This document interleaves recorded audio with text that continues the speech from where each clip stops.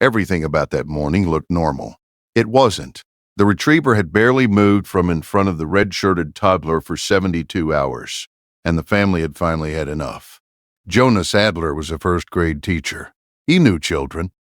He understood behavior. He understood that what looked like one thing was frequently another, and he prided himself on reading a room correctly. He was wrong about what he was reading. He would spend a long time coming to terms with that. Their golden retriever, a 4-year-old male named Biscuit, had come into the house as a puppy 2 years before their son Elliot arrived.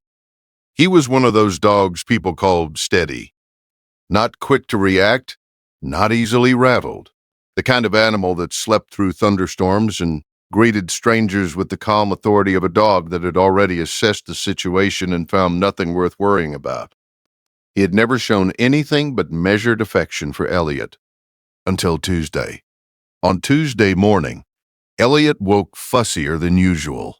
Nothing alarming, 22 months old, the ordinary unpredictability of a toddler morning.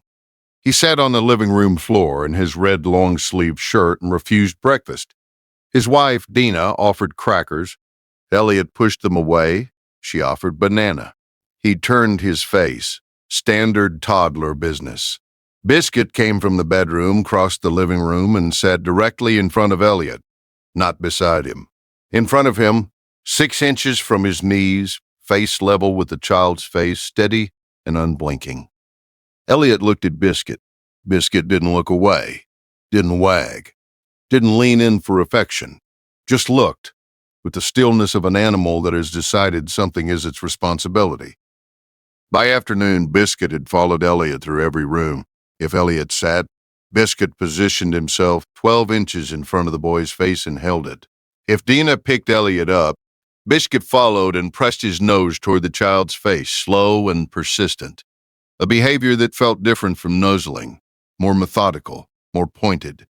Wednesday the same, Thursday the same. Elliot was fussier each day, but not dramatically unwell. Low-grade something, no fever. Eating a little, drinking less than usual. Biscuit's behavior escalated in proportion. By Thursday afternoon, he was following Dina's movements with Elliot in her arms, pressing toward the baby's face at every opportunity. Sitting between Jonas and the child when Jonas tried to interact with Elliot. Jonas watched it from the couch that evening and named what he was seeing. "He's resource guarding him," he said. "He's decided Elliot is his and he's shutting us out." Dina didn't fully agree, but Jonas was the one who had read the books on dog behavior. She deferred. They put Biscuit in the laundry room at 8:30 Thursday night with his bed and his water and closed the door.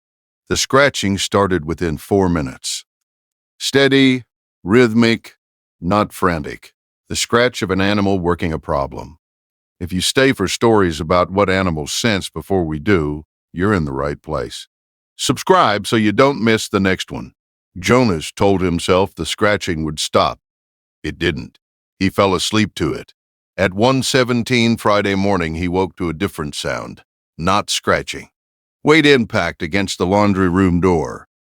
The specific sound of a dog throwing its body against a hollow panel. Once, twice, 4 times in 8 seconds. Jonas sat up. The impacting stopped, then resumed, heavier, more deliberate. He got up. He opened the laundry room door. Biscuit went past him at a speed Jonas had never seen from that dog. Down the hall, into Elliot's room. By the time Jonas reached the doorway, Biscuit had both front paws on the crib rail and his muzzle pressed to Elliot's face. Elliot was awake, not crying, very still. Jonas turned on the light. Something about the color of Elliot's face stopped him in the doorway. His son's skin had an undertone he couldn't name, slightly gray at the lips, not alarming, but wrong in the specific way that makes the stomach know something before the brain does. He picked Elliot up. The limpness registered before anything else. Not full limpness. Subtle, too subtle. He called for Dina. Elliot's blood glucose registered at 34 milligrams per deciliter in the ambulance. Dr. Renata Soares, pediatric endocrinologist, told them the following afternoon that Elliot had a congenital hyperinsulinism variant, a condition in which the pancreas produces excess insulin independent of blood sugar levels, causing glucose to drop episodically and silently. The fussiness, the reduced eating, the 3-day escalation, all of it was his body running low on fuel. Children this age cannot report symptoms. They cry. They refuse food. They don't know what is wrong because they have no language for it. Has your dog ever done something you couldn't explain until it was the only thing that made sense? Tell us in the comments. These stories deserve to be heard. The dog was reading isoprene concentrations in the child's breath. She said he was detecting the drop before any external sign appeared. The body behavior over 3 days was alarm escalation. Each day, the signal in the breath was stronger. Each day, the dog's response was more urgent. The night he broke through the laundry room door, Elliot's levels had fallen to the crisis threshold. Another 20 minutes, she told them, and we would not be having this conversation. Jonas sat in the hospital chair with that sentence for a long time. The scratching that he had told himself would stop. The body throwing itself against a door in the dark. An alarm with no other language left.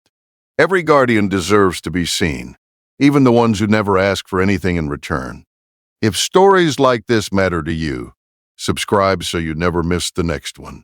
Biscuit was home by Saturday. He walked in through the front door, went down the hall, sat down in front of the crib where Elliot was sleeping. He put his chin on the crib rail. His eyes stayed on the glucose monitor blinking green on Elliot's ankle. Jonas stood in the doorway. He didn't go in. He didn't interrupt. He watched the dog watch his son, the way you watch something that has already proven it understands the job better than you do, and he stayed there until the hallway went dark. The next story involves a family who thought their dog had developed a fear of their baby.